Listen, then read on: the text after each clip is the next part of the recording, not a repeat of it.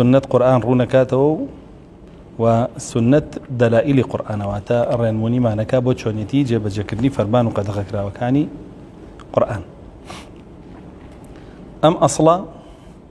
بنا قرآن يقوم راكان رتيا كانوا بهموشي وياك ألين لبروي رسول الله صلى الله عليه وسلم بخوي نهي كردوا لنسينوي حديث طبعا بلا فرموديك معناه لصحيح مسلمة كرسول الله صلى الله عليه وسلم لفرموديا فرمي لا تكتبوا عني غير القرآن فمن كتب عني غيره فليمحه فرمي هيتش ديال منو منوسن جقال قرآن هركس جقال قرآن نسي وتوبها بيسرته ولا لا يا اخوي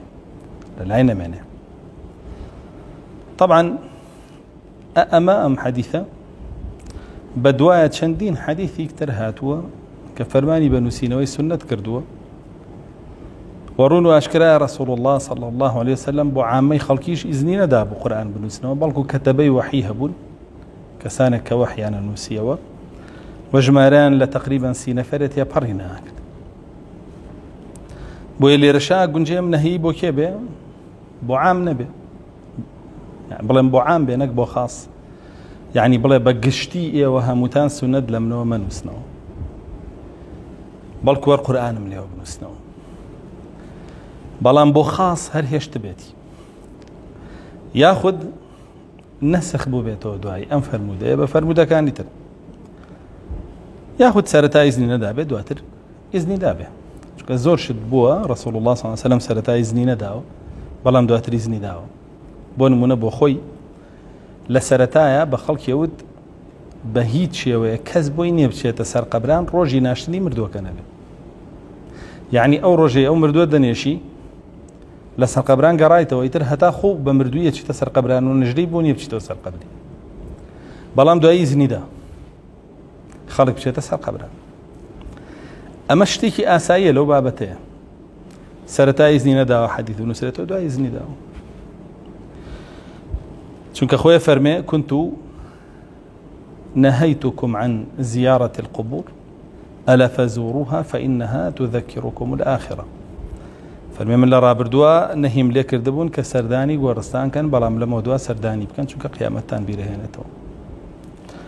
ليرجا قنجة سرتاو تبيتي حديث منوسنو دواتر بمفر مداني تركهاتون يسا كزورن بمفر مداني ترفرمو بيتي بينوسنو أو سرتابو وتبا مينوسنو إجناسا بينوسنو لو فرمودانا عبد الله كري عازي جارته وفرمي كنت أكتب كل شيء عن النبي صلى الله عليه وسلم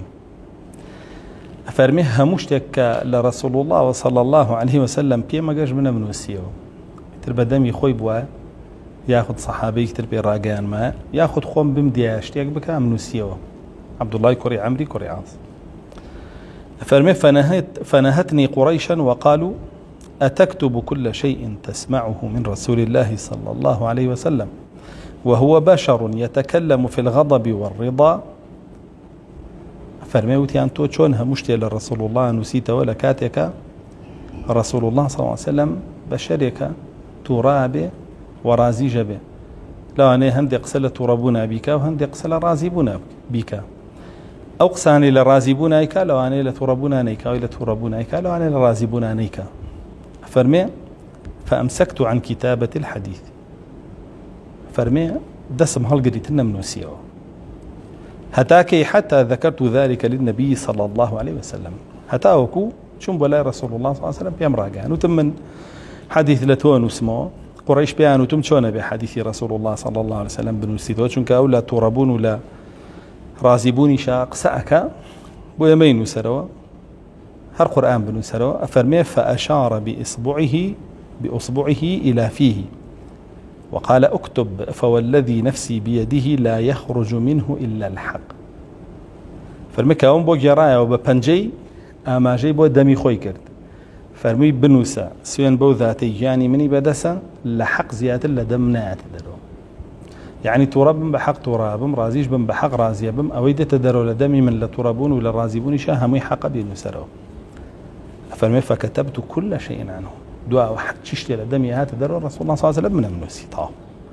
ئێسامە ئیزنی پێدایان ناپێی فەرموو ئۆکتۆب فەرمانی پێکرد ئەسڵەن بنووسە ئەمە لە ئەبوو داوودە هاتووە بە صحیحی لمسند إمام أحمد فرمي قلت يا رسول الله إني أسمع منك أشياء أفأكتبها تم أي رسول الله صلى الله عليه وسلم منك وما شدلته بسم عابين وسم قال نعم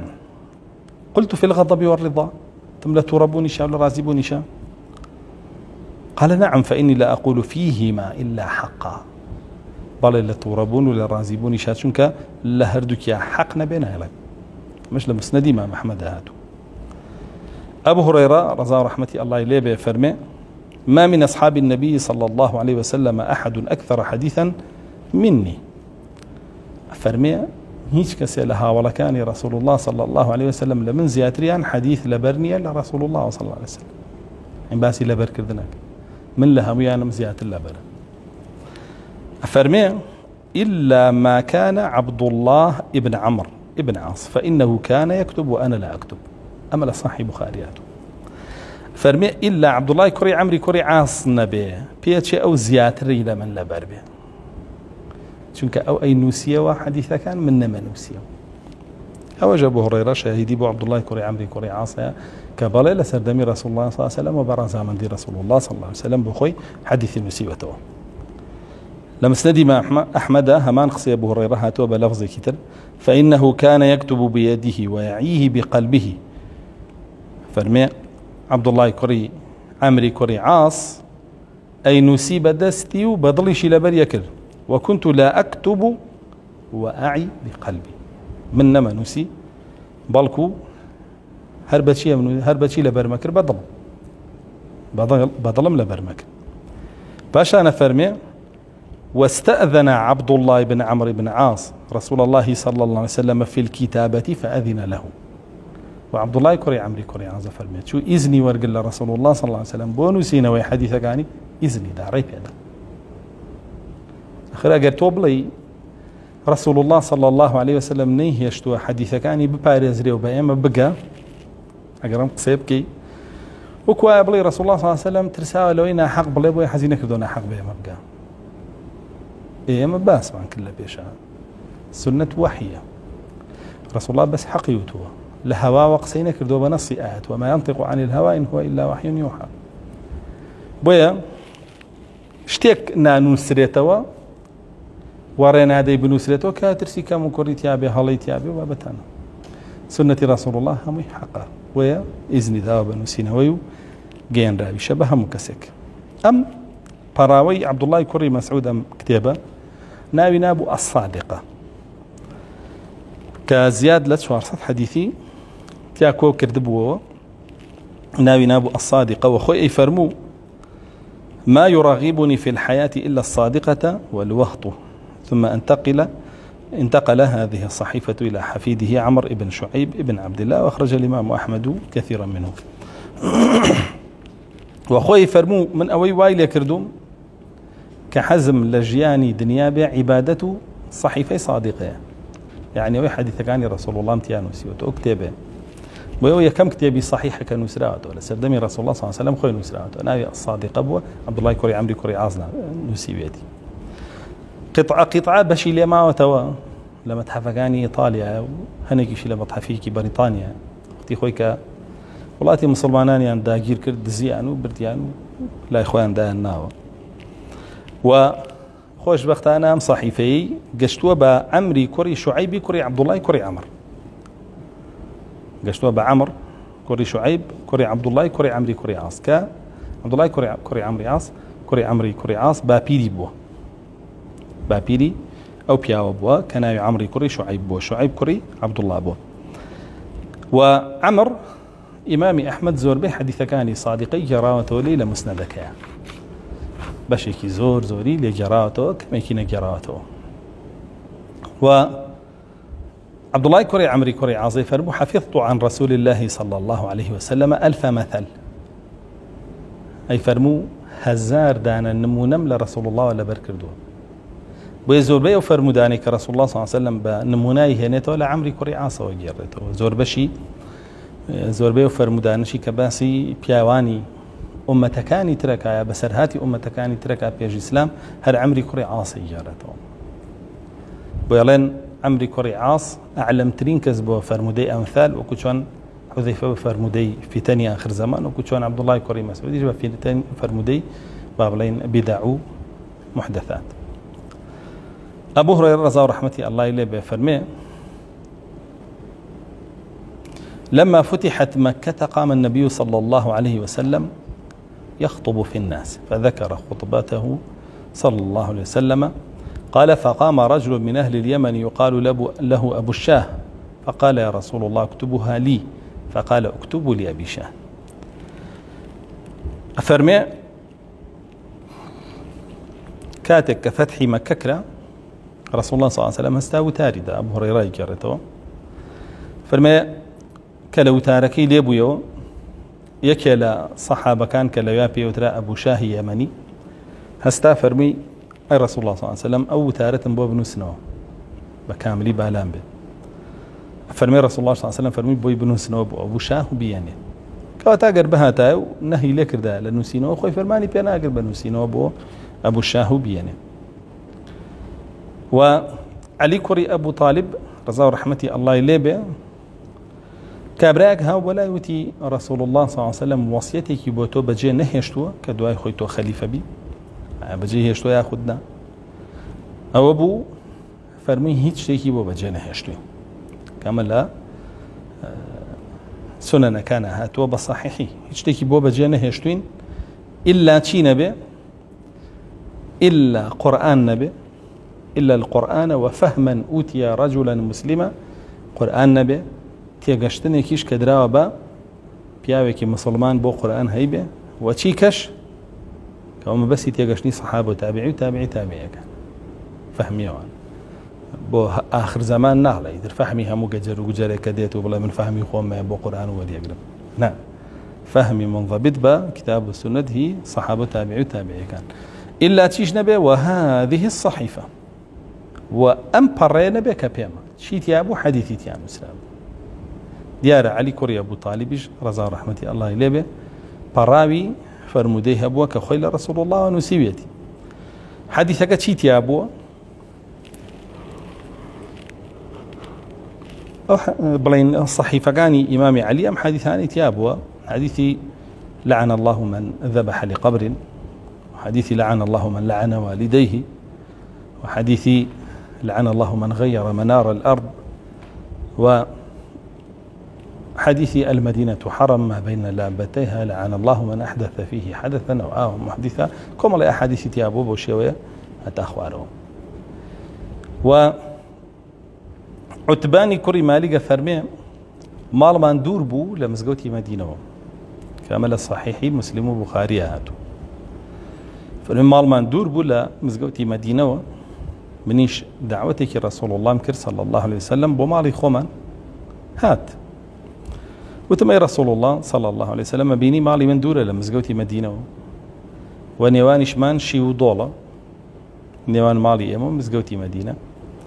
وزور جار باران باري لا فاو هلسي كزنية دسم بقريو بمهيني وچاويشم لدزاو بو مزقوت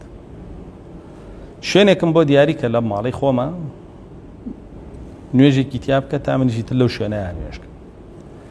أو أبو فرمي رسول الله هاتو هندق لمهاجرين ولا أنصار من دعوة كردبو هاتن نانيان خواردو رسول الله صلى الله عليه وسلم هوالي صحابي كي برسيوتي أنا ومنافقة فرمي رسول الله صلى الله عليه وسلم بينا أخوج فرمي ألا يشهد أن لا إله إلا الله وأن محمد رسول الله ويقيم الصلاة ويؤتي الزكاة ويحب الله ورسوله شهادتنا يا بلا إله إلا الله محمد رسول الله ويجك زكاة والله ورسولك يخوش أنجا فرمين لا أشهد أحد لا إله إلا الله وأني رسول الله صلى الله عليه وسلم فيدخلون النار هیچ کەسێنیە ئەو شاهیدیە بدات و بۆ شێوە بەستەی بێ بچێتە ئەگرۆ ئیلا چێتە بەهەشتەوە هەنیەوەی تەوحید و سونەتەکەی پاراست بێت چێتە بەهەشتەوە لە منافقین نییە. ئەنەسی کوڕی مالیکە فەرمێ فأعجبني هذا الحديث لقال رسول الله أبو حديثا زور في أجوان بو كفرمي فقلت لابني اكتبه فكتبه بكرة كم مت أو حديث لرسول الله بنوسا وجنوسي جابوا يا أما جي ترى لو فرمداني بهمان شيء كان فرماني نوسي نوي حديثي تيا هل سردمي رسول الله صلى الله عليه وسلم. وأنسي كري مالك رضا ورحمتي الله يلبه زور جارك حديثي جرايا وحديثانك زوري جرايا وبدوايك خلق بيود بونا حديث جاريتو خلق بيود بونا حديث جاريتو شلون يزاني جاي جاي فرمو شاورم كان يسدمو كان يأتي بمجامل له فيلقيها بين أيديهم ثم يقول هذه أحاديث سمعتها وكتبتها عن رسول الله صلى الله عليه وسلم ثم عرضتها عليه فقبلها. ملا مستدرك إمام حاكم هاتو فرميت شو يوم الله كوملك شرمية هناك بيكو بسراب وكو كتابو حديث لم دي ولا دي بنو سرابو أي خسبر دمي خلقك أيو بيمالين حديث الزورانا لرسول الله صلى الله عليه وسلم جاريتو لكيوبو أما حديث رسول الله صلى الله عليه وسلم همي منو سيوتو هرك خوي مابو وهموش بيشاني خوي داوتو بوم خندوتو قبولي كردوها انجا حلم قلتوا لا اخوة من بيئة ويلا تريوبو بيمالين كواتا أنس فرمودين وسيوة لا رسول الله صلى الله عليه وسلم بخوي وبيشاني خوش ياو بوشي خندوتو رسول الله صلى الله عليه وسلم بيرازي بو هلي قلتوا لا اخوة. أما أنا همي بلغن لسلويك أو نهي سرتابوا دواتر ري بيدراوا كبنوسريتو فرموده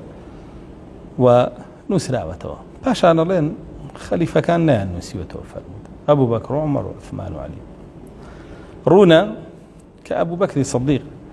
برابيا نسي حديث رسول الله تيان نسيوه وأيناد بوالي كاني حتى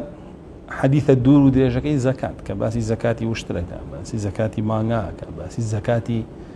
مروا بزنة كباسي زكاتي دانا ولا كباسي زكاتي بروبوما كباسي زكاتي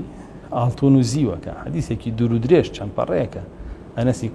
أبو بكر الصديق نوسيه ونادي بوالي كاني فرمي أأما شونيتي زكاة دانا كرسول الله صلى الله عليه وسلم أبو شيوبو إما يشكر دوتو إيسا توبلي خلفاء كان نهيان كردو لنسينا وي حديث إيراز داكي وتاني بنامة نسيوتي خوي بكاملي بابي كي زكاة بابي زكاة همي نسيوتو بأحاديثنا التي بوالي كان. وبو عمري كري خطابي رضا رحمتي الله يليبه بهمان شيوه سيركي